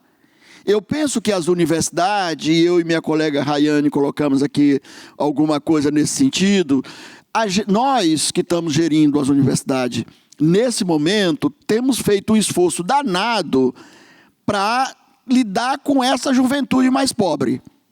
Com os pretos, com os indígenas, com os LGBTs, e que nem estavam na universidade. É um esforço maluco que a gente faz para lidar com esse processo. Não tem nada dado. Nós não vamos responder e resolver isso o hoje e amanhã. Então, eu acho que é muito importante pensar as juventudes nesse conjunto de perspectiva. Mas eu queria falar rapidamente da COP, para poder... falei isso para a gente dialogar com vocês, que eu acho que vocês tiveram umas falas importantes e eu precisava dar alguma resposta para essas falas que vocês colocaram aqui. Mas vou falar da COP. Eu estou com aqueles que entendem que a COP, no meu modo de ver, essa COP... não estou falando das demais, mas essa COP precisa ter pelo menos 3 momentos. Um deles é esse que nós estamos vivendo. Nós temos feito uma quantidade de eventos que eu tenho certeza, Ronaldo, que a contribuição para a COP vai ser muito maior do que a gente botar, sei lá, 500, 5 mil, 10 mil, 30 mil pessoas em Belém. Como vocês disseram, para ir, muitas vezes, e para não ir para a COP, ou para não dialogar com a COP, lá vai ter muita gente. Eu penso que essa COP deve ser uma das COP que vai ter mais gente. Por quê? Porque as comunidades tradicionais, indígena, quilombola, elas vão estar na COP, gente. Elas, não adianta a gente achar que não vai, porque elas vão estar lá. E é um número grande. A Cúpula dos Povos, que não esteve em muitas COP, está muito organizada, não é? E vão fazer todos os eventos deles lá na UFPA. É um número de gente. A Cúpula dos Povos é a Cúpula dos Povos do planeta. Não é a cúpula dos povos da Amazônia ou do Brasil. É do planeta. Eles vão estar por lá. Não sei como, mas eles vão estar. Não tenho dúvida que eles vão estar e vão fazer pressão, porque é isso que o Ronaldo falou. O papel nosso, dos cientistas, da sociedade civil, da juventude, numa COP, é a pressão, porque quem vai negociar mesmo são os chefes de Estado. A nossa briga, enquanto cientista, não é, Rayane, está mais perto disso, porque, querendo ou não, eles vão pegar alguma coisa que a gente produziu. Porque não tem jeito. Quem fala de oceano é os nossos colegas. Quem fala dos problemas climáticos, né, da chuva, da seca, do fogo, são os nossos colegas pesquisadores que estão lá. Então, mesmo que a gente não esteja lá, o que a gente produziu vai ser trabalhado nessas COP. Então, eu tenho essa expectativa, acho que vai ter muitos jovens, mas nem todos vão, e nem deve ir, e nem cabe numa COP, né? Assim como não vai todos os professores, assim como não vai... Quando nós falamos que nós vamos estar na COP, nós queremos e brigamos para a nossa associação, que congrega os 69 reitores, ou 71, porque tem os 2 Cefet, né, que congrega os 71 reitores, tem alguém lá para nos representar. Não é isso a gente quer que esteja, porque é quem pensa a ciência no Brasil, não é?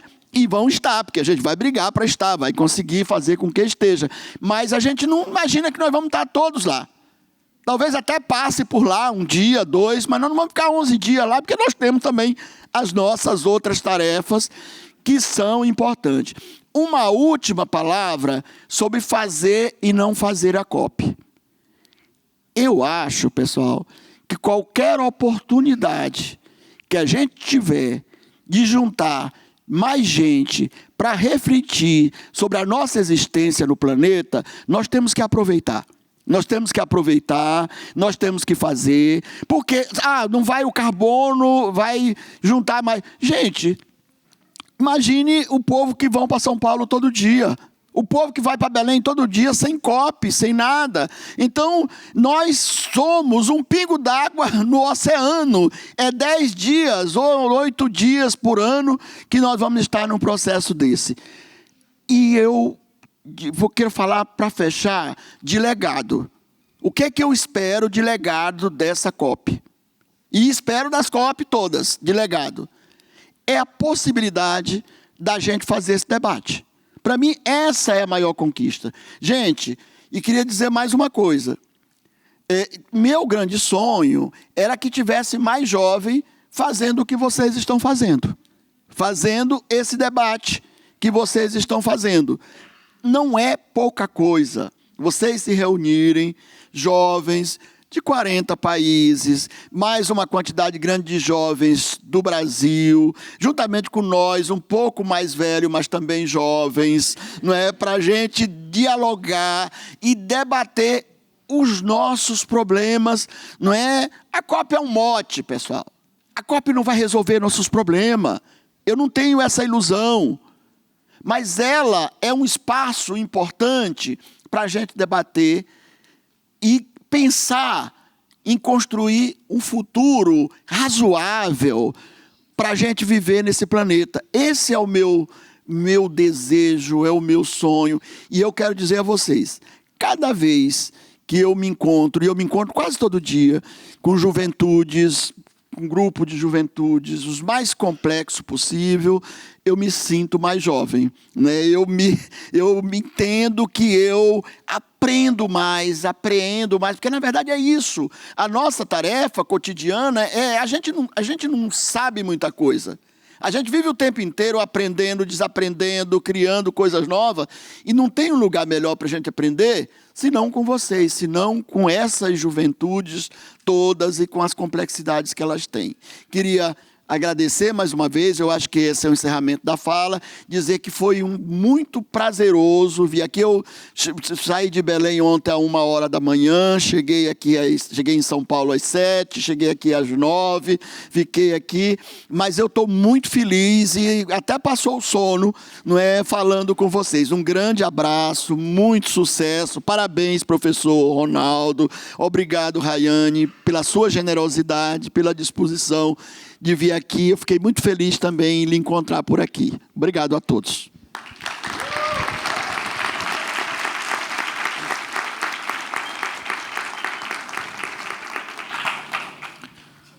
Eu vou começar dizendo que eu tive um chá revelação, que eu não sou mais juventude. Talvez seja a única juventude daqui. 35 anos. Eu sei que eu já fazia parte dos jovens calvos, mas estava ainda com os jovens. E o mais engraçado, porque a minha pesquisa profissional hoje, migrando para BBNJ, ou seja, até a ICOP me enquadro, mas tudo bem. Mas eu divido, e aqui eu vou fazer o encerramento, muito dividindo esta, se eu posso colocar, talvez, ansiedade de verificar e saber que a mudança tem que ser rápida, verificar as decisões tomadas, nem sempre as melhores, e também cometendo aqui o equívoco de trazer uma leitura muito pessoal, mas uma vez sentado, com a idade que eu tenho, entendendo a necessidade de tomar uma decisão rápida, sentado numa cadeira que tem uma responsabilidade, e não vê, às vezes, a melhor decisão tomada. Mas isso não é motivo para ter mais ansiedade, mas sim pensar que é justamente isso que faz a gente para frente. Por quê? Quando eu comecei a me entender como um ser político, e estando na primeira graduação, o que levava os chefes de Estado por um encontro era o Fórum Econômico Mundial em Davos. Não era a COP. Hoje, os chefes de Estado vão para a COP. Isso já é um avanço, porque se eles estão indo, há um espaço onde a sociedade de cada país vai pressionar, a manifestação feita na frente faz o chefe de Estado entender que o Estado dele precisa tomar uma atitude, então você leva essa pressão.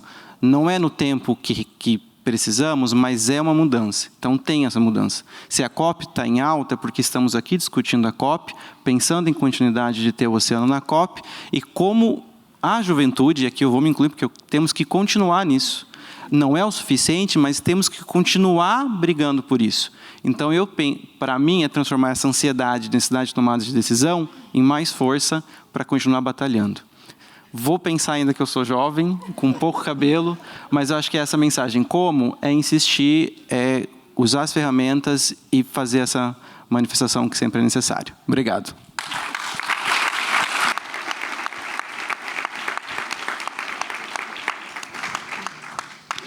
Bom, primeira mesa também foi muito divertida, né? Aqui a nossa conversa, né? Acho que também é bacana, né? Quando a gente consegue falar de assunto sério, né? Com aprofundamento, né? Com referências né? Sólidas, mas ao mesmo tempo com leveza, com alegria, né? Porque muitas vezes a gente acha que o espaço da ciência ele é tão sério que as pessoas deixam os afetos, né? Longe.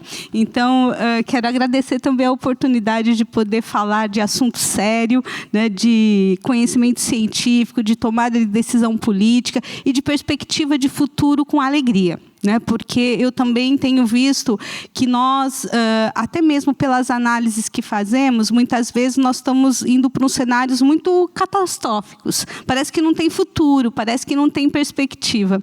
Então, para mim, né, quando fala de juventudes, para mim vem muito essa perspectiva de presente e futuro. É lógico que o passado ele é super importante, né, por isso que a gente estuda, a gente tem as referências, né, a gente vai sempre fazendo, né, qualquer estudo a gente fala, faz o levantamento bibliográfico, vê o que veio antes. Então, óbvio, né, que a gente sempre faz isso, seja com a ciência, e nesse movimento que nós, né, fomos falando aqui do próprio lugar da universidade, a gente tem valorizado muito e entendo isso como imprescindível, tratando-se de Brasil, de considerar quem veio antes, inclusive da ciência, né, que são os povos originários.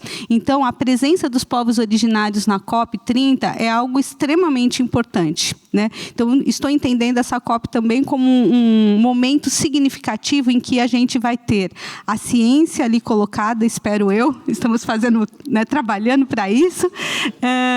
Temos ali a tomada de decisão, né, das pessoas que estão ali para fazer essas negociações, mas teremos também a presença, né, dos povos originários, dos saberes originários ali, que é algo fundamental para o momento que nós estamos vivendo, né, que nós temos trabalhado muito com esse encontro de saberes, do conhecimento científico com os saberes, né, dos povos originários, entendendo que isso faz com que a gente dê um passo numa perspectiva de futuro diferente do que nós temos agora. Então, eu tenho muita esperança. Né? Então, quando vem com uma coisa meio catastrófica assim, eu falo, mas a gente tem que aprender com isso, fazer outro caminho. Né? Acho que é para isso, não é para a gente ficar ali naquela situação assim de quase desespero, né? Porque também tenho sentido que essas perspectivas que muitas vezes nos levam para um caminho que parece meio sem saída, o nosso lugar, né, de ciência é buscar saída, é buscar alternativa, né? Porque senão nós também que o futuro que nós estamos construindo com a juventude e para a juventude. Né? Então, muitas vezes, essa coisa, né, que às vezes dá ansiedade, dá assim, desespero, eu penso que também o nosso lugar é um lugar de dar pé, de dar sustento, de dar sustentação, de dar firmeza. Eu acho que é esse o compromisso que nós temos que ter enquanto ciência, de mostrar, tem um outro caminho aqui que ele dá chão, ele dá significado, ele dá sentido. Né? E penso que esse lugar nosso também, né, de gestores de universidades públicas, né, também é esse lugar de convivência várias juventudes, né? E também com uma interculturalidade e um processo intergeracional também, né? Porque é isso, são várias pessoas com diferentes culturas, hoje por, né, processo de luta, né, muito grande aqui no nosso país. A universidade pública hoje é composta por um outro público, então hoje nós falamos, né, da consequência das cotas nas nossas universidades. Então hoje, né, quem nunca esteve na universidade, então as pessoas, né, que historicamente ficaram excluídas por sua condição social, né, pelo racismo estrutural que nós temos na nossa sociedade, por não considerar as pessoas de determinadas comunidades, hoje essas pessoas estão dentro da universidade. E isso é um desafio imenso. Por quê? Porque são encontros de culturas totalmente diferentes. Totalmente diferentes. Então, quando a gente fala de interculturalidade, eu falo, olha, a interculturalidade está aqui, né? Porque são diferentes origens, diferentes lugares, diferentes idades, e como é que nós, né, enquanto comunidade científica, comunidade acadêmica, podemos trazer, né, elementos para que haja um diálogo e porque o nosso papel ali é de criar consensos. Assim, não, mas você não, como é que o conflito existe? O conflito existe, mas nós vamos ter que conviver. Então, como é que nós vamos conviver? Tirando consensos mínimos e acordos necessários para que, de fato, tenha, né, uma melhor, um ambiente, né, e uma condição de melhor condição de vida para todo mundo. Então, ali a gente vai ter que criar consensos. Então, eu penso que a COP, ela tem um papel super importante, não só por aquilo que vai acontecer na COP, mas por esse processo preparatório. Então, eu já entendo que nós já estamos na COP, né? Então, nós já estamos na COP, porque o que nós estamos fazendo aqui, o que as comissões, né, seja da Unifesp, da UFPA, em tantos outros lugares, estão construindo, é esse processo preparatório, porque a COP, ela vai ser o que nós conseguimos construir nesse caminho, porque quem chegar lá vai ter que estar com aporte, né, com elementos que nós fomos desenvolvendo e contribuindo nesse processo, né? Então, penso que nós temos um papel de construir e de pressionar, sabendo quem é que vai estar na tomada de decisão, para fazer com que aquilo que realmente a gente, enquanto sociedade civil, comunidade científica, conseguiu construir, a gente possa aportar. Então, o nosso papel é agora.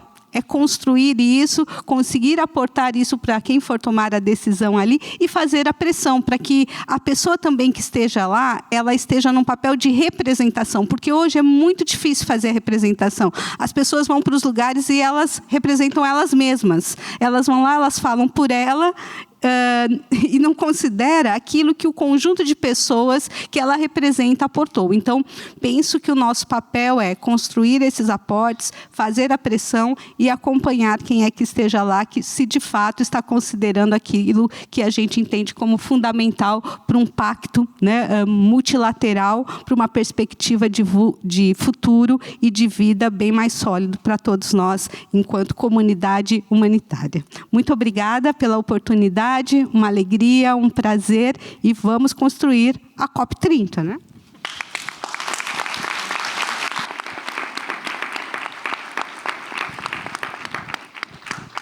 Leandro, você teve um chá revelação e eu tive uma resolução. Segunda-feira eu estou na terapia. Porque eu me achava muito jovem. Eu descobri que eu não sou. Brincadeira, pessoal.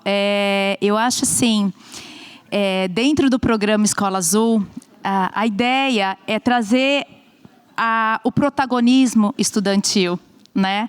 Trazer o protagonismo da criança, do jovem, dele entender o seu pertencimento no seu local. Então, o trabalho do Escola Azul, junto com esse desafio, ele vem só aprofundar algo que já vem da essência do programa, né? Que é a gente fazer com que o estudante ele entenda que a ciência que está sendo feita nas universidades, eu falo muito isso, seja traduzida ali para a escola, que a escola entenda, que o estudante entenda o que está sendo feito. Então, quando a gente fala de uma COP, o que é isso? É COPA, professora? Não, é COP. E o que é isso? O que está falando? Não, está falando sobre mudanças climáticas. Então, eu preparar esse aluno para que ele entenda o seu pertencimento, entenda o quanto ele contribui e como aquele local que ele vive, ele é impactado por essas decisões. E de que maneira o que está acontecendo aqui a gente pode levar para que seja discutido lá. Então é trazer para esse estudante uma noção de pertencimento, de empoderar essa criança, esse jovem, porque como o Ronaldo falou, eles são uma geração antes de vocês, né? Então assim, como que eles vão chegar? Como que eles vão chegar na universidade? Então, é trazer, quando a gente fala, o Escola Azul ele traz muito isso, quando a gente fala cultura oceânica, né? Então, a gente tem Escola Azul no meio do cerrado, né? Por quê? Porque a gente não fala, não é estudar o oceano, vocês acho que aprenderam isso ao longo dessa semana toda aí, é a relação. Então, como que eu estou lá? Outro dia uma professora falou para mim, lá em Caruaru, professora de Caruaru, falou assim, Thaís, como que eu falo de cultura oceânica em Caruaru? Eu falei, falando? Desculpa, perdão. Ele fica no sertão do Nordeste brasileiro.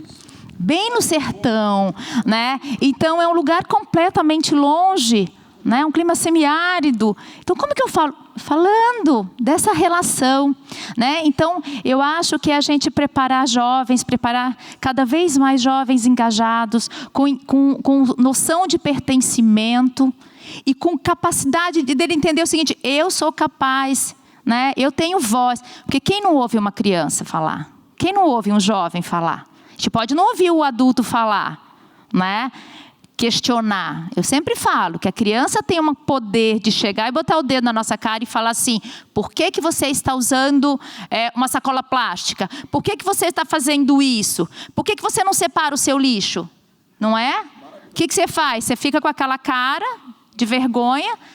Então, é o poder que tem a criança, o jovem. Então, o programa, ele traz isso daí para empoderar essas crianças. E o desafio é trazer esse radar aí, que no caso é a COP, e da importância dessa conferência para ele, de como ele também ali interfere no que está sendo discutido. Então, eu acho que é a gente empoderar cada vez mais os jovens, as crianças e os jovens para que sejam agentes transformadores na nossa sociedade.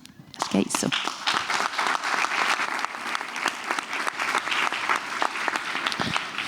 Muito bom. E com isso eu queria agradecer para essa sessão todos e todas. E claro, reitor Gilmar, agradecer por ter vindo, por nos abrilhantar com essas informações e por se preparar para essa COP30, né? Vai ser um espaço, sim.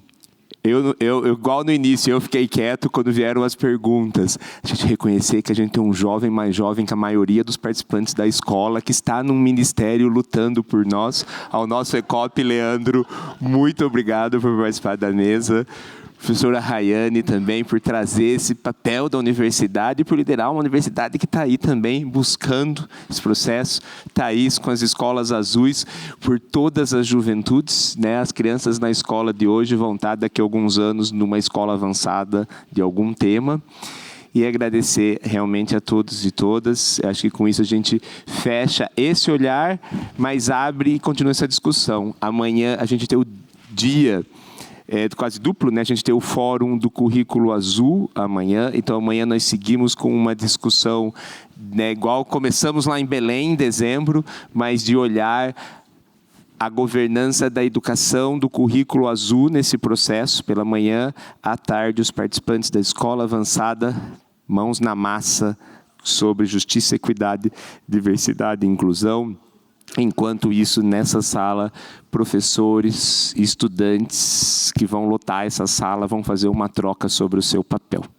Eu vou finalizar aqui, mas pedir, a gente tem um último anúncio de uma premiação, que enquanto nós estamos aqui esses dias, nesses espaços, vários grupos de jovens fizeram um hackathon azul, buscando questões de empreendedorismo, e vai ser anunciado aqui brevemente agora a equipe vencedora, mas antes agradeço e convido a nossa equipe a voltar ao lugar.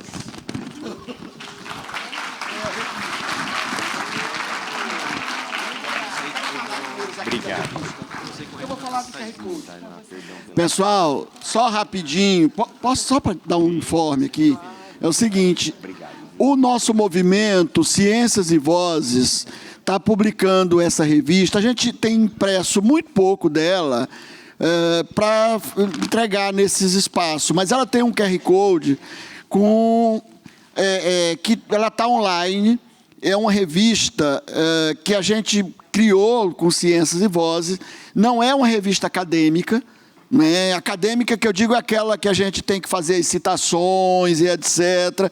A gente tem recebido artigos de movimentos sociais, de comunidades indígenas, de comunidades quilombolas e também de cientistas, mas um artigo à mão livre.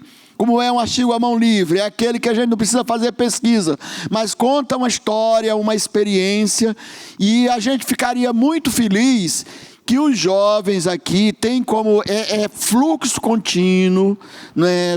A gente vai publicar, está publicando, todo mês tem a publicação. Vocês podem mandar artigo, inclusive com a experiência de vocês. É muito importante e a gente vai receber, analisar e provavelmente vai publicar. Tá? Os idiomas. É publicada em 4 idiomas. Em português, inglês, francês e espanhol. São as línguas que a gente mais lida no dia a dia, então está nessas 4 línguas. E tem um QR Code, se vocês entrarem no movimento Ciências e Vozes da Amazônia, na COP30, vocês vão encontrar a revista, não é? E tem muita coisa boa. A última revista tem uma carta dos reitores da Amazônia, não é? A gente vai fazer... agora, 24 e 25 de setembro, a Andifes, que é os nossos 71 reitores, vamos reunir em Belém para fazer a COP30 dos reitores, né? Porque nós vamos discutir COP, né? Inclusive, já convidamos o embaixador Corrêa do Lago, que deve estar na ONU, mas já me disse que entra online para falar com a gente, não é? Fizemos um convite para a ministra Marina, não sei se ela vai chegar lá, mas a gente já convidou. E tem as comunidades locais lá, os artistas locais que vão estar na COP lá em Belém. Como é que é? Na COP, né? Mas vai estar lá na Andifes, lá em Belém, nos dias 24 e 25 de setembro agora, né? E nós estamos considerando que nós vamos também escrever com certeza um documento que vai sair desse evento de todos nós juntos e que a gente também vai querer entregar para o presidente da COP, que é com certeza a nossa contribuição para esse processo. Tá certo? Ó, a provocação para a escola avançada, submeter seus materiais e suas visões. Bom, muito obrigado. Eu vou chamar o Márcio para fazer o anúncio, então.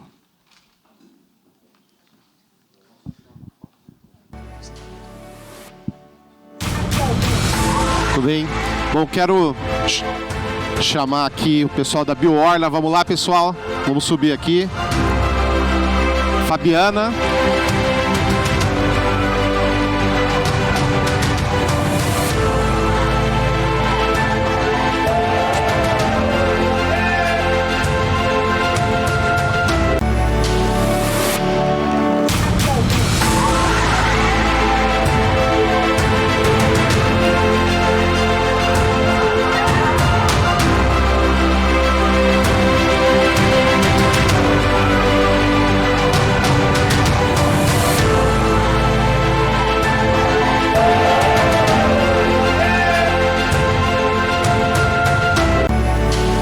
Bom, pessoal, primeiro quero agradecer ao Ronaldo o espaço para poder trazer aqui o grupo vencedor. Suba aqui, Paulinha, nossa facilitadora, por favor.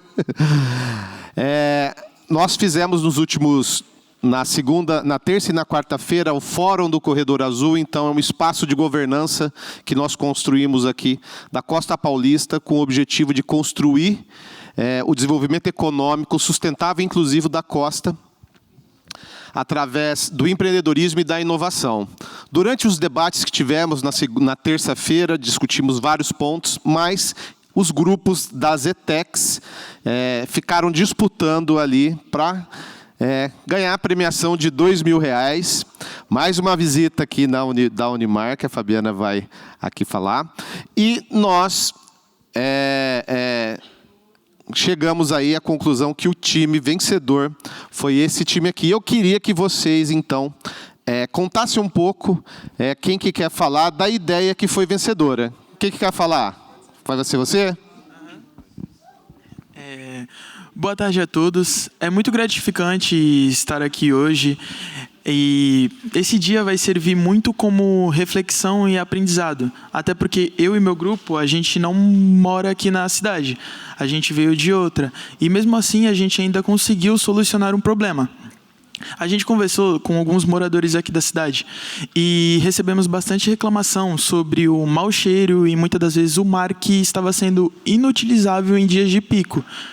Graças a isso, a gente focou bastante em procurar uma solução para esse problema. Focamos no maior causador disso, que na verdade eram os canais. E solucionamos um problema para isso com o nosso projeto. O nosso projeto tem como ideia a implantação de jardins filtrantes ao longo dos canais de Santos. Jardins filtrantes compostos por conta de algas marinhas filtradoras e uma rede filtrante composta por areia, pedra brita e cascalho. Com isso, vamos conseguir reduzir drasticamente a quantidade de lixos que vai parar no mar, fazendo assim a biodiversidade local aumentar, a balneabilidade melhorar, também diminuir o mau cheiro e as enchentes que causamos. Quer falar?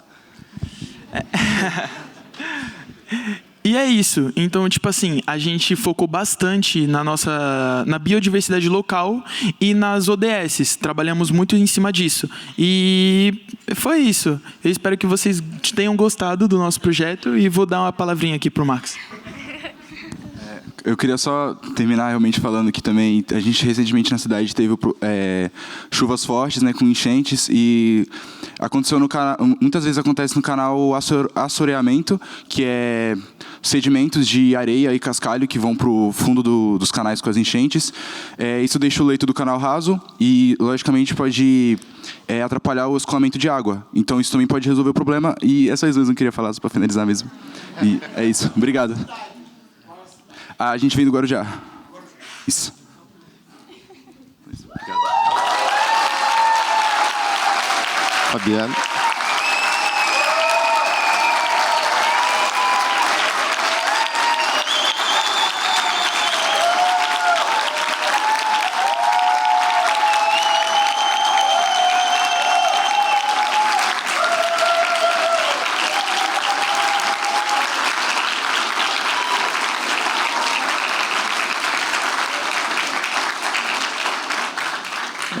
É isso aí, professor. É no município que a coisa acontece, a transformação ela acontece aqui. E são ações como essa que vão mudando e construindo, na prática, a mudança mental sobre os oceanos, o entendimento daquilo que é necessário ser feito. E 2 dias, essa juventude criou uma solução muito bacana, aplicável e que dá para ser utilizada na nossa região. Quero agradecer a nossa patrocinadora, a Unimar, que sem os patrocinadores a gente não consegue nunca fazer esses desafios, e falar o quanto que isso é importante para a nossa região e para o nosso município. Muito obrigado, Fabiana. Muito obrigado, Unimar. E o professor Wellington, que cuidou de toda essa molecada que trouxe para cá. Cadê você, Wellington? Aqui, ó, professor. A gente tem que valorizar o trabalho deles, que eles fazem a mudança. Obrigado, Wellington.